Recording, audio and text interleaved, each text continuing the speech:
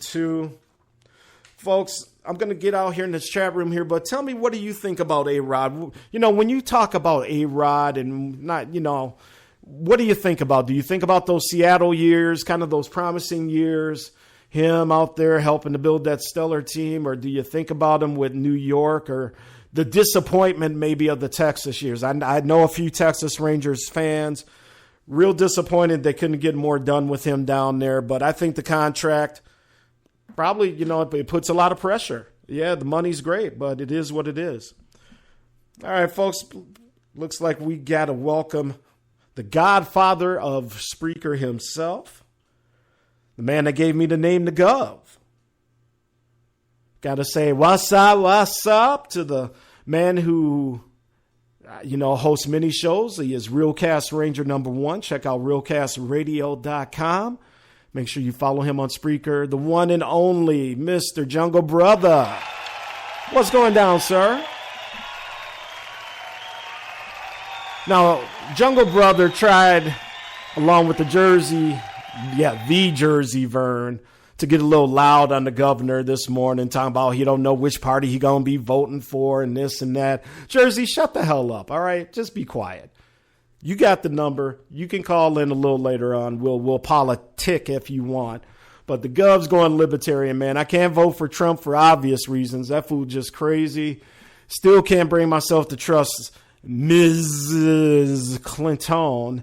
And Jungle Brother definitely drinking that Clinton Kool-Aid. So we'll have to set up the big debate with the First Lady and Jungle Brother and let them go at it. Oh, here we go. Here we go. Hey, man, hold on and let me cue this music for you real quick, brother. Ladies and gentlemen, you know him, you love him. Buckeye Man #1, Chief Rocker, Jersey Vern. What up, Jersey? Hey, man, don't you ever like call me out, you know what I'm saying? Because like you calling, I'm already down, all right? And first and foremost, man, I'm going to tell you, A-Rod got better stats than the whole Minnesota history of baseball. Oh, stop you know it, what I'm saying? Stop. Stop that nonsense, man. Come on, man. Talk to me. Hey, man. Hey, first off, to even compare, you know, I look at A-Rod and to even think he played the same sport as the great Kirby Puckett just sickens me, man. Why is that? Why did one sicken you? No, here's the thing about A-Rod. For me, Jersey, because in terms okay, first I'll talk about the PED in a minute. But for me, it was just kind of like I said, he kind of took the shortcuts and he had all the talent in the world. But, you know, I am not in these positions. How do you know he took PEDs, man? Oh, because he told me. He told me, man. He told you. Oh, okay, sure. I'm glad he told you. I guess your words don't mean nothing because he ain't passed no drug test. You know what I'm saying? Until him and Barry Bond failed drug tests, those jokers are legitimate. Because first of all, Pete, right, I'm going to put it to you like this. That man had stats way before anybody ever decided to say he was doing it. Of course, and I ain't I ain't arguing that, man. It's you know, for me, like the Roger Clemens. You know, Roger had stats before he allegedly did it. Same with Barry Bonds. So, you know, he's going to get into the Hall of Fame because I think there's just a generational change with these baseball writers. You know, the old guys who would never put him in right now are going to be dying off and retiring and whatnot. So, man, he'll get in eventually, Jersey. But, you know, for me, I will say this, Jersey. He hit probably the loudest, hardest, deepest home run I've ever seen in Metrodome history when I was at a Yankee game there a few years back, man. I have never seen a ball hit that far in the Metrodome in my life. Well, you know, he ain't the only Yankee who ever do that. You know, damn near every Yankee that comes to the Yankee hit one out of Minnesota and put a hole in the goddamn stadium. So, you know, it ain't nothing new. I mean, come on now. I mean, if you look at how many home runs the Yankees hit in Minnesota, you know, you'll be like, damn. we might as well go ahead on and get the Yankee Farm Club to be our Major League team. Jersey, and unfortunately, that's the one team I just cannot come back. We are the Yankees, bitch, in the playoffs all them years, so I can't say nothing, man. You got the Gov hamstrung, brother. But you'll be all right. You'll be good. You know what I'm saying? You'll definitely be good. And but I like to shout out all those dirty birds out there in the chat room that think that they can chase the Chief Doctor out of talking about they deep in your chat room. All only thing I got to say to them is that tomorrow, 3 p.m. to 6 p.m. is the #1 Chief Rocker Jersey Vern Recap Wednesday show. Tomorrow's show is the founders feel like showing up so I can chase them out. Then come on and show up. I call you out every week and only got Slugger in there and 334 Bama Boy. You know, I want the whole Falcon cast up in there tomorrow. Bring it on tomorrow. Tomorrow will be a legendary show because I'm going to show out and put you down. Oh, man. All right. You heard it here on Sports Done Right, people. SME, Jersey Vern, issuing the challenge to all you Atlanta Ho fans out there. Jersey. That's right. Hey, Ho with a capital H. Ho with a capital H, baby. All right, folks, we got the #1 Chief Rocker, her host of damn near every other show on Spreaker. We'll get to Jersey shows in a minute and what time he's on and where you can find them. But since I got the big man on the line, I got to ask him, of course, before we talk maybe a little bit more about Atlanta, how your Giants looking so far? No, camp has just gotten started, man, but what's coming out of New York camp? What are you hearing? Well, you know what, man? I get to see a little rarer every day, you know. The receivers are top form, and, you know, people are always talking about Victor Cruz. I don't know, if they sleeping up under a rock, Victor Cruz been in camp since day one. Victor Cruz been running pass pattern since day one. They're not going to play him in his first preseason game because he had a little tightness of his hammy. You know what I'm saying? I guess he was pushing a little too hard. But he ain't playing in the first preseason game. The preseason games don't mean nothing. Victor Cruz, I want you out there game one.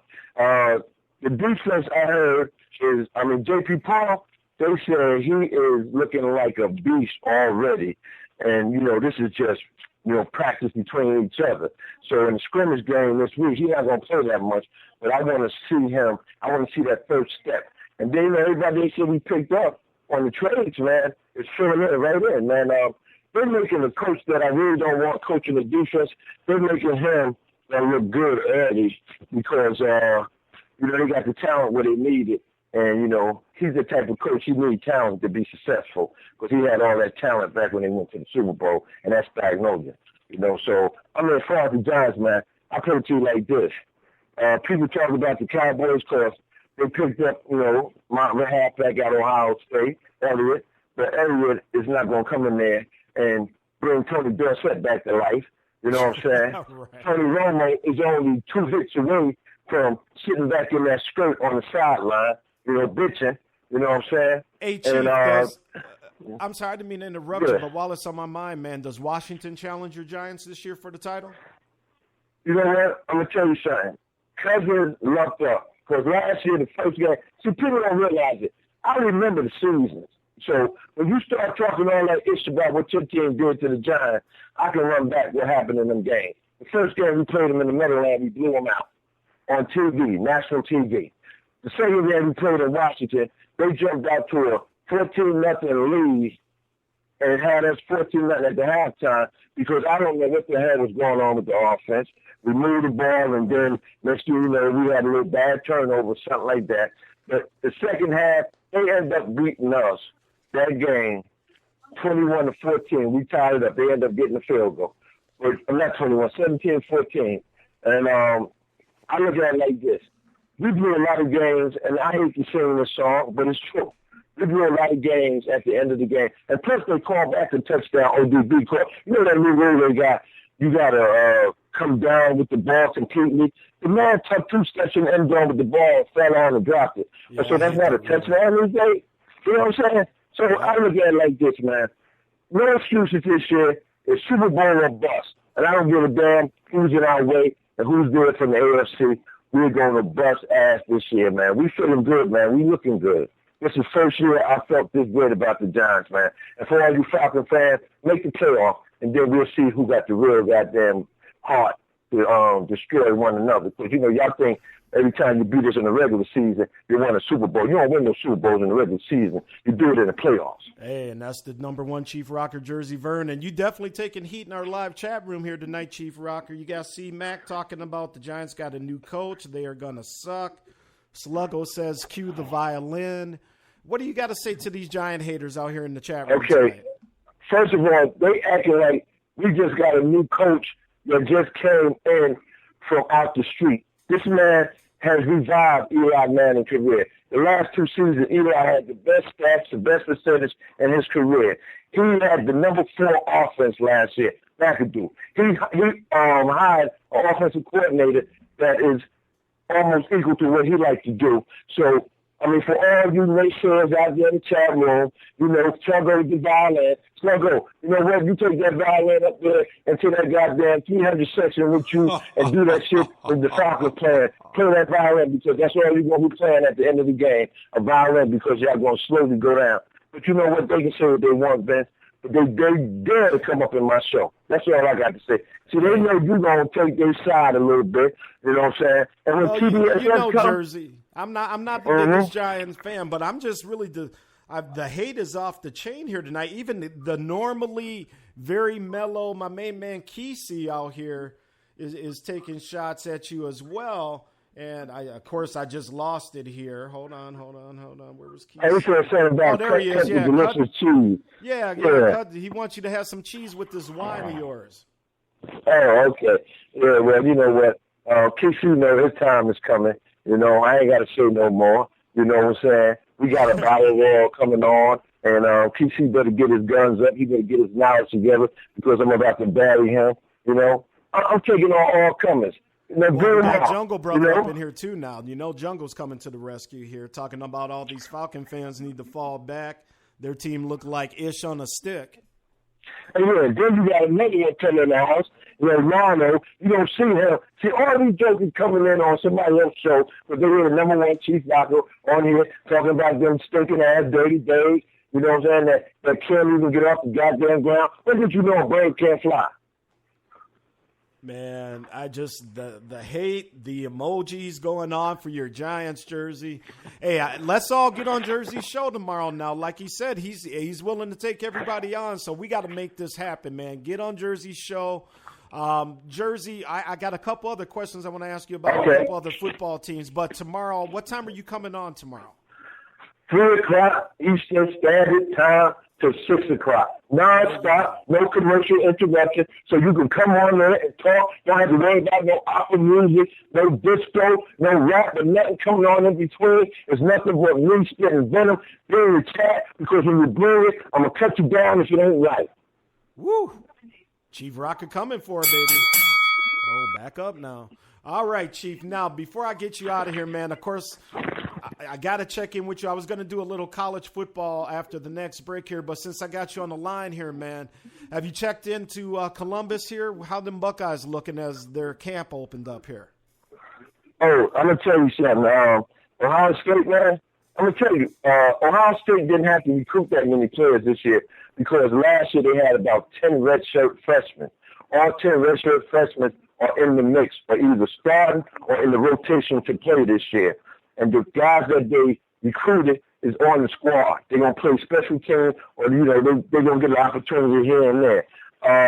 If Urban Meyer go out there and let the offensive coordinator call the game, you know what I'm saying? If Urban Meyer go ahead on and try to put teams away like they should and stop playing around with them, we should be there in the national championship game again. And this time, I want to see Alabama there, but I really don't give a damn who there, but I want Alabama so we can set up all these Alabama fans, because last year they had the committee on their side to make sure Ohio State did not get back into the championship Final Four, and we should have been in the Final Four because that garbage that went to represent last year. Only team that wasn't garbage was Clemson. But Clemson had a secondary that folded against Alabama in that championship game because Clemson should have beat them. And I'll tell you one thing. Ohio State would be there and we'd be strong, man. We still loading up, man. We done picked about 5 or 6 players in the top 20 to come there next year. So you tell me what you think about them.